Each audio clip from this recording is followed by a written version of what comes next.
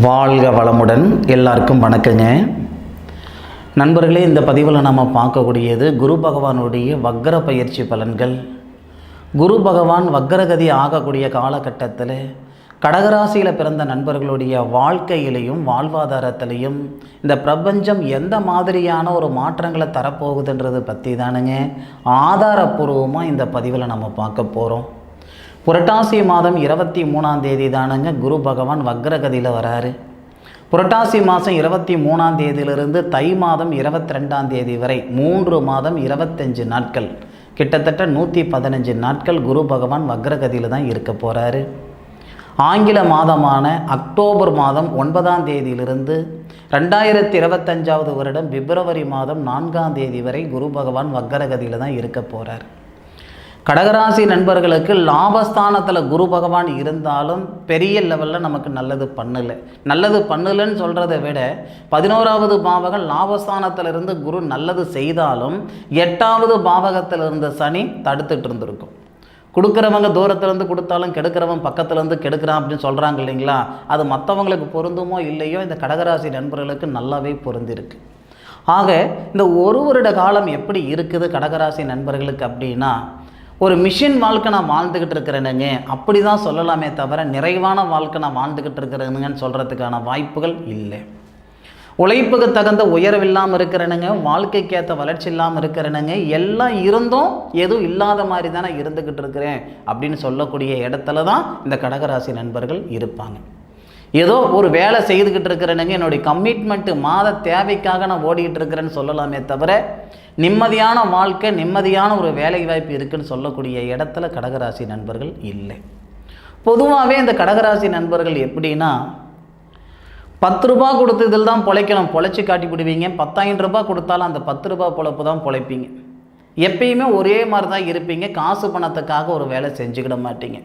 மனசால மேலே இருக்கிற பற்றுதல் அந்த காசு பணத்து மேலே இருக்காது.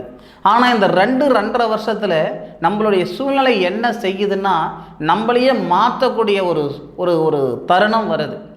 நாம் ஏன் இப்படி இருக்கணும், இப்படி இருக்கிறதுனால தான் இந்த மாதிரியெல்லாம் நம்ம கஷ்டப்பட்டுக்கிட்டு இருக்கிறோமே, அந்தளவுக்கு ஒரு வெறுப்பு இந்த 2-2.5 வருஷமாக கொடுத்துக்கிட்டு இருந்திருக்கு. இதெல்லாம் ஒரு புறம் இருக்கட்டும். குரு பகவான் 11வது பாவகத்தில் லாபஸ்தானத்தில் வந்தும் நல்லது பண்ணலை. அதே 11வது பாவகத்தில் வக்ரகதியில் வரும்போது நிச்சயமாக ஒரு நல்லது செய்தியே தீரணும். என்ன காரணம் அப்படின்னா, நம்ம ராசிக்கு 8வது பாவகத்தில் இருக்கக்கூடிய சனி பகவானுக்கு இந்த தருணத்தில் குரு பகவான் தான் சாரம் கொடுத்திருப்பார், அதாவது நட்சத்திரம் கொடுத்திருப்பார். ராசிக்கு 8வது பாவகத்தில் இருக்கக்கூடிய சனி பகவான் சதய நட்சத்திரத்திலிருந்து புரட்டாதி நட்சத்திரம் அப்படின்னு சொல்லக்கூடிய குபேரர் அவதரித்த நட்சத்திரம் சொல்லக்கூடிய அந்த புரட்டாதி நட்சத்திரம் முதல் பாதத்தில் வராரு. அந்த புரட்டாதி நட்சத்திரத்துக்கு சொந்தக்காரர் யாருன்னு கேட்டிங்கன்னா குரு பகவான். அப்போ குரு பகவான் சனி பகவானுக்கு சாரமும் கொடுத்துருப்பார், சனி பகவானுடைய வீட்டையும் பார்ப்பார். இது ரெண்டுமே கடகராசி நண்பர்களுக்கு அருமையான ஒரு அனுகூலம். அப்போது குரு பார்வைப்பட்டால் கோடி புண்ணியம் இல்லையா? குரு பகவானுடைய பார்வை நம்மளுடைய ராசி கடகராசிக்கு 3வது பாவகன் சொல்லக்கூடிய தகரியஸ்தானத்தையும், கடகராசிக்கு 5வது பாவகன் சொல்லக்கூடிய புத்தரஸ்தானத்தையும், கடகராசிக்கு 7வது பாவகன் சொல்லக்கூடிய கல்யாணஸ்தானம் கலசரஸ்தானத்தையும் குரு பகவான் வக்ரகதியிலிருந்தே பார்ப்பார். அதுபோக அந்த வக்ரகதியில் இருக்கக்கூடிய குரு பகவான் யாருடைய நட்சத்திரத்தில் இருக்கிறாரு, பொதுவாகவே ஒரு கிரகம் ஒரு இடத்துல இருக்குன்றதை விட அவர் யாருடைய சாரம் வாங்கியிருக்கிறார். சாரம் இல்லைன்னா சாஸ்திரம் கிடையாது, சாரம் இருந்தால் தான் சாஸ்திரம். அந்த குரு பகவான் செவ்வாவுடைய சாரம் சொல்லக்கூடிய மிருகசீரிசு நட்சத்திரம், மிருகசீரிசு நட்சத்திரம் 2வது பாதத்தில் 57 டிகிரியில் இருக்கும் பொழுது தான் குரு பகவான் வக்ரகதியில் வராரு.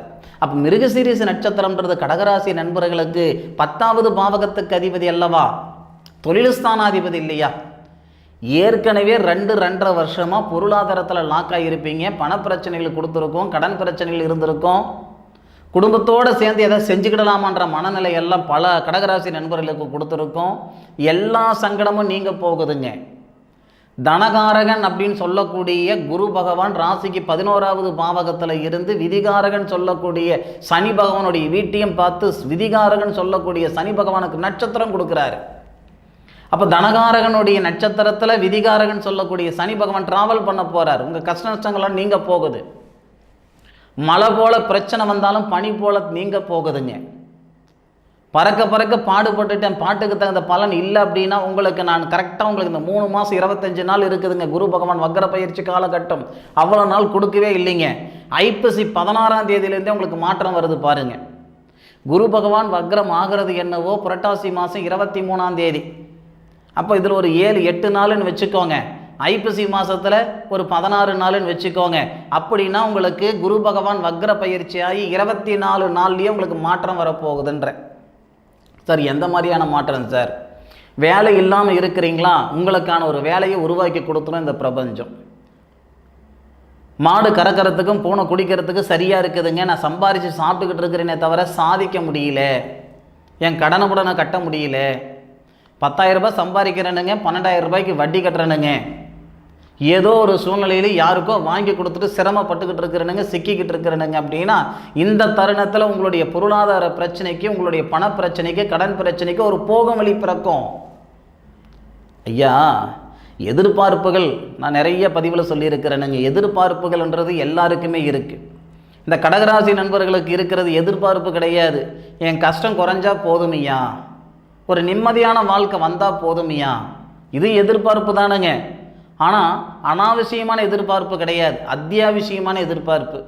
நான் காரு வாங்கினுங்க, பைக்கு வாங்கினுங்க, இது ஆடம்பரமான எதிர்பார்ப்பு. ஆனால் இந்த கடகராசி நண்பர்களுக்கு அப்படி இல்லை. என் கடனை கட்டினா நான் மூச்சு விடுவேன், மூச்சு விட முடியாத அளவுக்கு சிரமப்பட்டுக்கிட்டு இருக்கிறேனுங்க, ஏன் இப்படி ஆனனே எனக்கு தெரியல, ஆனால் ஆயிட்டுனுங்க, இதுலேருந்து நான் மீண்டா போதும் அப்படின்னா இந்த குரு பகவான் வக்ர பயிற்சி ஆகக்கூடிய காலகட்டத்திலேயே உங்களுக்கு மாற்றம் வந்துடும். அதுதான் நான் சொன்னேன். புரட்டாசி மாதம் 23ஆம் தேதி குரு பகவான் வக்ரகதியில் போகிறாரு. ஐப்பசி மாதம் 16ஆம் தேதியிலேயே உங்களுக்கு மாற்றம் வந்துடும். நமக்கான பாதை வந்துடுச்சு, நம்ம கஷ்ட நஷ்டங்கள் நீங்க போகுது, நிம்மதியான வாழ்க்கை நம்ம வாழ போகிறோம் அப்படின்ற ஒரு எண்ணம் வந்துடும். அஷ்டம சனியால் நிறைய குடும்பத்துக்குள்ளே பிரிவினைகள் கொடுத்துருக்கும். நிறைய பேர் ஊரை விட்டு வெளியே போயிருப்பீங்க, சொத்து பத்து விற்கிற மாதிரி சூழ்நிலைகள் வந்திருக்கும், ஏன் ஏதாவது செஞ்சுக்கலாமான்ற சூழ்நிலைகள் கூட வந்திருக்கும். ஆனால் இந்த தருணத்தில் அந்த சங்கடங்களெல்லாம் நீங்கும். உங்களுடைய ராசிக்கு 2வது பாவகத்துக்கு அதிபதி தனஸ்தானாதிபதினு சொல்லக்கூடிய சூரிய பகவான் ராசிக்கு 3வது பாவகத்தில் இருக்கும் பொழுது தான் குரு பகவான் வக்ரமாகிறார். எப்பயுமே குரு பகவான் எங்கே இருக்கிறாரோ, குரு பகவானுக்கு 5வது பாவகத்தில் சூரியன் வந்தால் குரு பகவான் வக்ரம் ஆயிடுவார். இது எல்லாருக்கும் தெரிஞ்ச ஒரு விஷயம் தானுங்க. ஆனாலும் 5வது பாவகத்தில் தனஸ்தானாதிபதி சூரிய பகவான் இருந்து தனகாரகன் அப்படின்னு சொல்லக்கூடிய குரு பகவானை தனகாரகன் நம்ம சொல்லுவோம்.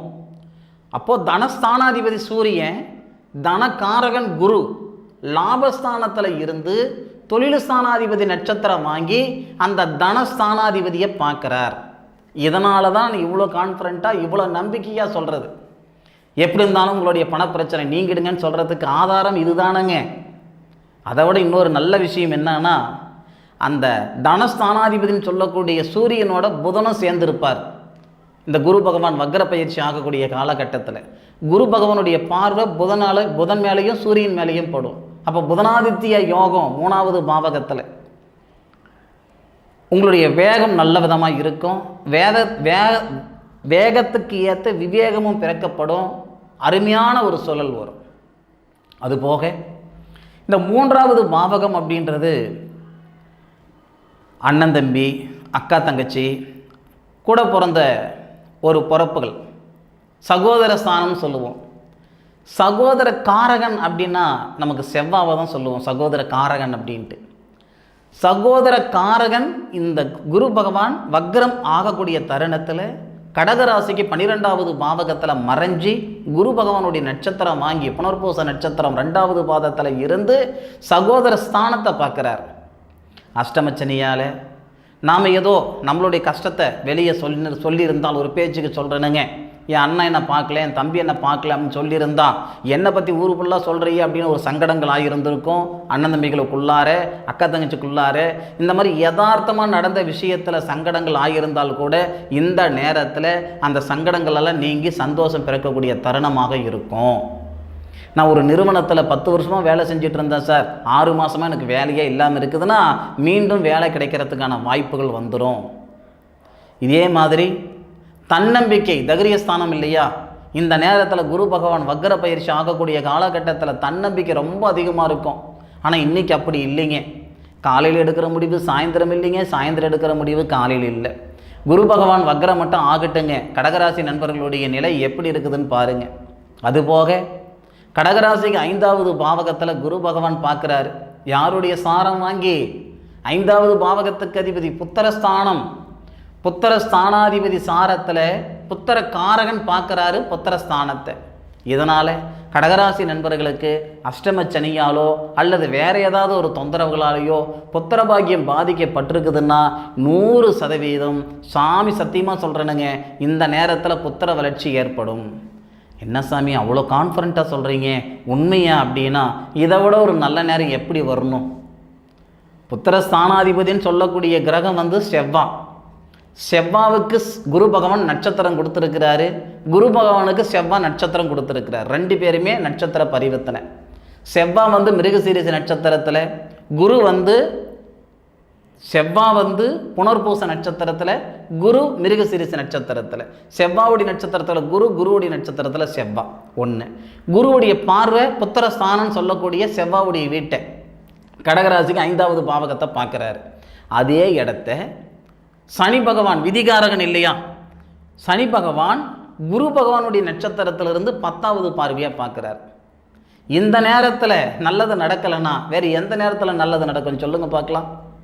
10 வருஷமாக குழந்தை பாக்கியம் இல்லைங்க, 13 வருஷம் ஆகுது திருமணமாகி புத்திர பாக்கியம் இல்லைங்க அப்படின்னா இந்த நேரத்தில் உறுதியாக 3 மாதம் 25 நாள் டைம் கொடுக்குறேன். இந்த 3 மாதம் 25 நாளில் நிச்சயமாக புத்திர செல்வம் உங்களுக்கு பெருகிருக்கும். அதுபோக கடகராசிக்கு 7வது பாவகத்திலையும் குரு பகவானுடைய பார்வை வக்ர நிலைகளிலிருந்து பார்ப்பார். பொதுவாக குரு பகவான் ஆட்சியில் இருக்கிறத விட வக்ரத்தில் இருக்கும்போது தான் முழுமையான ஒரு பவராக இருப்பார். ஒரு முழு நிலவன் நம்ம சொல்லுவோம் இல்லைங்களா, பௌர்ணமியை, அந்த மாதிரி இந்த குரு பகவான் வக்ரத்தில் வரும்போது தான் ரொம்ப விஸ்வரூப வெற்றியை கொடுப்பார். கடகராசிக்கு 7வது பாவகன் சொல்லக்கூடிய சனி பகவானுடைய வீட்டை பார்க்குறார். இந்த அஷ்டம சனியால் நிறைய தம்பதிகள் பிரிஞ்சிருப்பாங்க, நிறைய காதலர்கள் பிரிஞ்சிருப்பாங்க, நிறைய வீட்டில் நிம்மதி சந்தோஷம் இருக்காது. ஆக்கும்போது இருக்கிற நிம்மதி சாப்பிடும்போது இருக்காது, சாப்பிடும்போது இருக்கிற நிம்மதி தூங்கும்போது இருக்காது. மனுஷன் என்ன தான் சம்பாதிச்சாலும் வீட்டில் நிம்மதி சந்தோஷம் இல்லைன்னா வாழ்கிற வாழ்க்கையே வேஸ்ட்டு இல்லையா? அப்போது குடும்பத்தில் நிம்மதி சந்தோஷம் வரக்கூடிய தருணமாக அமையும். கணவன் மனைவிக்குள்ளே இருக்கிற கருத்து வேறுபாடெல்லாம் நீங்கும், கல்யாணத்தில் இருக்கிற கருத்து வேறுபாடு நீங்கும், காதலர்களுக்கு இடையிலே இருக்கக்கூடிய கருத்து வேறுபாடுகள் நீங்கும். நிரந்தரமாக பிரிஞ்ச தம்பதிகளுக்கு மறுமணம் நடக்கிறதுக்கான வாய்ப்புகள் ஏற்படுத்தும். அது மட்டும் இல்லை, இதுவரை வரவுக்கும் செலவுக்கும் சரியாக போயிட்டுருக்கு. ஆனால் இதுக்கு மேற்கொண்டு இந்த நிமிஷத்தில் நீங்கள் இப்படி இருக்கிறீங்க, வாங்கக்கூடிய இடத்துல இருக்கிறீங்க, தப்பாக எடுத்துக்கிடாதீங்க. 10 ரூபா ஒரு இடத்துல வாங்கக்கூடிய இடத்துல இருக்கிறீங்க, தற்சமயம் 3 மாதம் 25 நாள் சொல்கிறேனுங்க. இப்படி இருக்கிற கையே இப்படி இருக்கக்கூடிய அளவுக்கு இந்த பிரபஞ்சம் ஏதோ ஒரு வகையில் உங்களுக்கு நல்லது செய்துடும். ஒன்று மட்டும் நான் சொல்கிறேனுங்க, இது கடகராசி நண்பர்களுக்கு மட்டும் சொல்லலை, எல்லாருக்கும் சொல்கிறது என்னன்னா, நம்ம நேர காலங்கள் ஒரு புறம் இருக்கட்டும், சாதகமான நேரமாக இருந்தால் நாம் செய்யக்கூடிய செயல் ரொம்ப சாதகமாக போகும். பாதகமாக இருக்குது அப்படின்னா நம்ம செய்யக்கூடிய செயல் இல்லாமல் போகாது, ஸ்லோவாக போகும். இப்போது எதிர் காற்றடிக்குது, ஒரு சைக்கிளில் போகிறோம், எதிர் காற்றடிக்கும் போது நம்மளுடைய வேகம் எப்படி இருக்கும், நம்மளுடைய எஃபெக்ட் அதிகமாக போடுற மாதிரி இருக்கும். அதுவே நமக்கு பின்னுக்கு காற்றடிக்குதுன்னு வச்சுக்கோங்களேன், நமக்கு பின்னாடி காற்று அடிக்குதுன்னு வச்சுக்கோங்களேன், நாம் சைக்கிளில் 2 மிதி மிதித்தாலும் ஒரு 10 மிதி மிதிச்ச அளவுக்கு நம்ம வேகமாக போவோம். நேர காலங்கள் ஒரு மனுஷனுக்கு சாதகமாக இருக்குதுன்னு வச்சுக்கோங்களேன், இப்படி தான் இருக்கும், நமக்கு பின்னுக்கு காற்றடிக்கிற மாதிரி. சரியா? நம்ம ஒரு படி முன்னுக்கு வச்சு அந்த பிரபஞ்சம் 10 படி தள்ளிக்கிட்டு போகிற மாதிரி இருக்கும். இது நேர காலங்கள் சாதகமாக இருக்கும்போது. பாதகமாக இருக்குதுன்னா ஒரு மனுஷனுக்கு நமக்கு முன்னுக்கு காற்றடிக்கிற மாதிரி இருக்கும். நம்ம என்ன தான் எதிர் நீச்சல் போட்டாலும், அதாவது வர்ற தண்ணியில் நம்ம நீச்சல் அடிக்கிற மாதிரி, போகிற தண்ணியில் நீச்சல் அடிக்கிறது ஈஸிங்க, ஆனால் வர்ற தண்ணியில் ஆப்போசிட்டாக நீச்சல் அடிக்கிறது கஷ்டம். இதுதான் உதாரணம். அதுக்கு நம்ம செய்யாமல் இருக்க போகிறதில்ல, பண்ணாமல் இருக்க போகிறதில்ல. செஞ்சு தான் தீரணும், பண்ணி தான் தீரணும். ஆனாலும் உங்களுடைய கிரக அமைப்புகள் வருஷத்துக்கு ஒரு முறையோ அல்லது வருஷத்துக்கு 2 முறையோ ஒரு முறை செக் பண்ணிக்கோங்க. சரியா?